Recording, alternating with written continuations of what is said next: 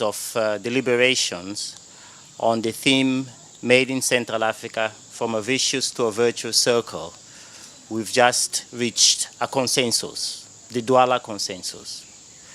The Douala consensus recognizes that the region is facing a macroeconomic instability that can only be solved if it addresses some structural issues to do with its economy, that is, excessive dependence on the export of raw materials.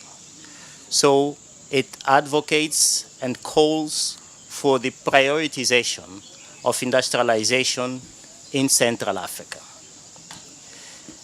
The consensus also calls for the address of the bottlenecks that impact the companies, the entrepreneurs operating in the region from being competitive. And these include infrastructure bottlenecks, the cost of borrowing, the lack of adequate skills. So all of that should be part of a list of priorities that have been identified. There's been a consensus also that for us to be able to move forward, we need to meet on a regular basis at the highest possible level. And this is a meeting between policymakers, businessmen, civil society organizations, and other stakeholders to discuss where we are, what are the opportunities and the challenges, and how we can move forward. So this is part of the outcomes.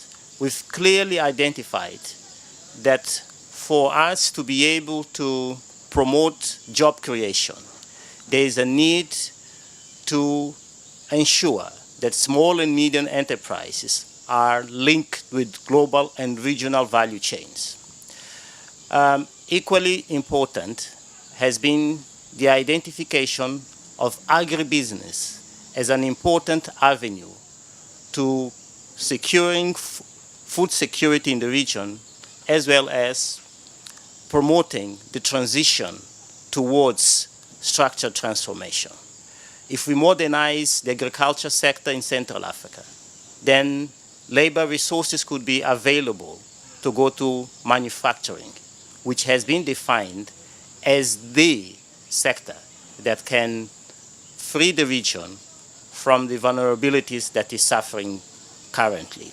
And it also has a greater job creation elasticity. The manufacturing sector generates more jobs. So we need to free the jobs that are currently in the agriculture sector through modernization to go to other sectors of the economy.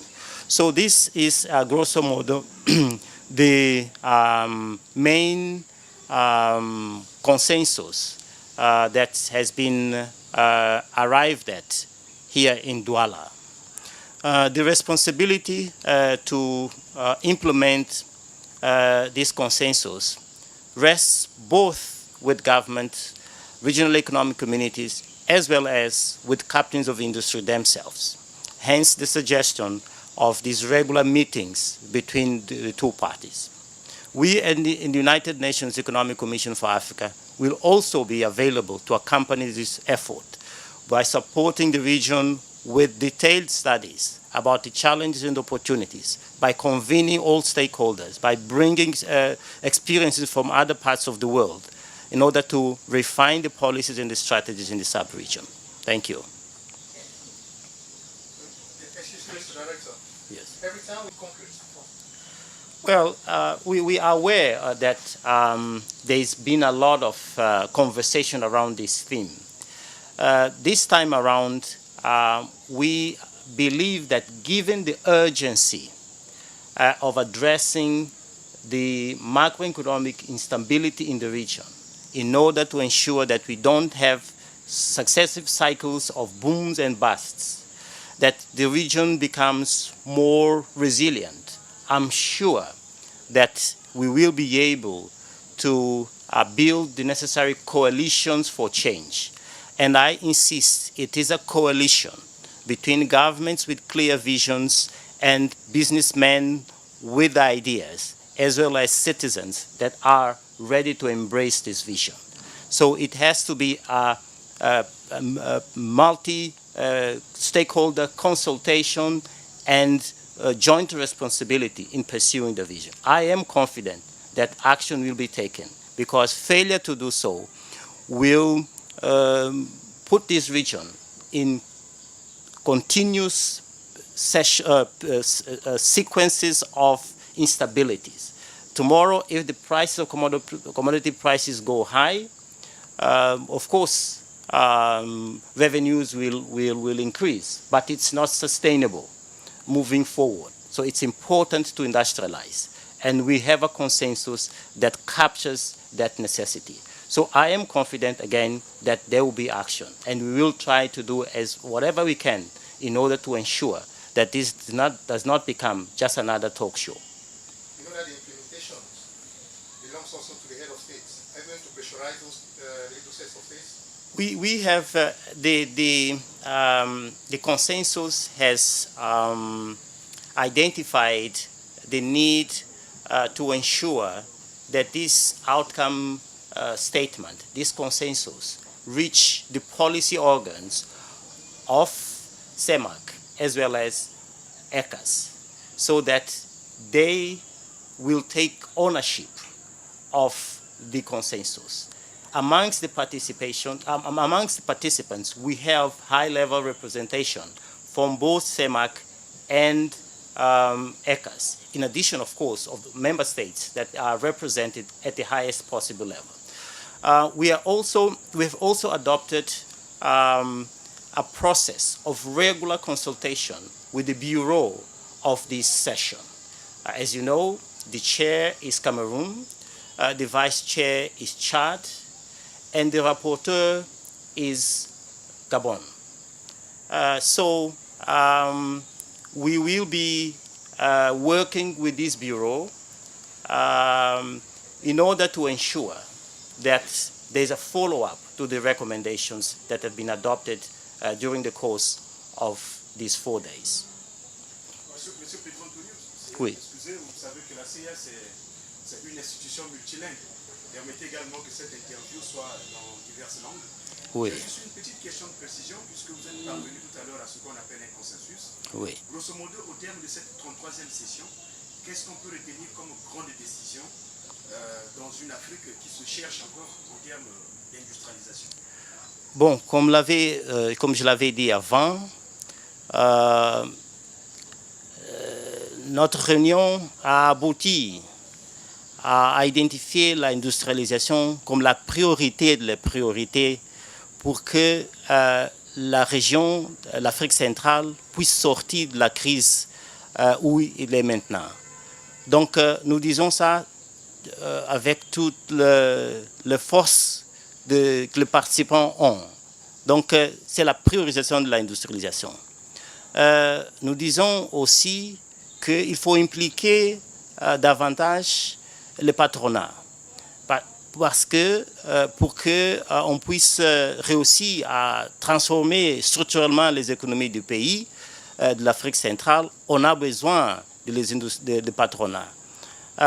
Nous avons aussi identifié les agribusiness comme un secteur porteur.